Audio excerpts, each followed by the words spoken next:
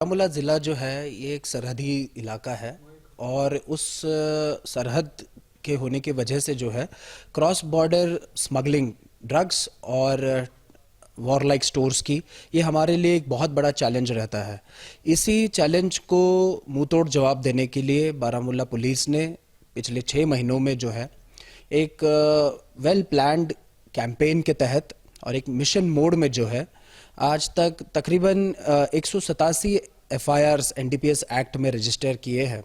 जिसमें 284 drug peddlers को हमने आज तक हवालात में दिया हुआ है। साथ ही साथ 34 ऐसे नामी गिरामी habitual hard core drug peddlers को हमने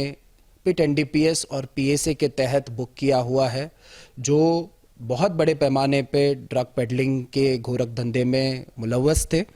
टोटल जो है हमने आज तक 318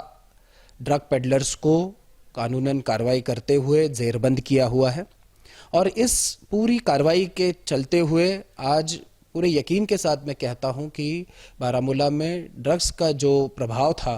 उसमें भारी मात्रा में जो है गिरावट आई है और ये जो हमारी कार्रवाई है ये बदस्तूर चलती रहेगी और हमारा मकसद है कि बारामूला को हम एक ड्रग फ्री डिस्ट्रिक्ट जल्द से जल्द डिक्लेयर करें।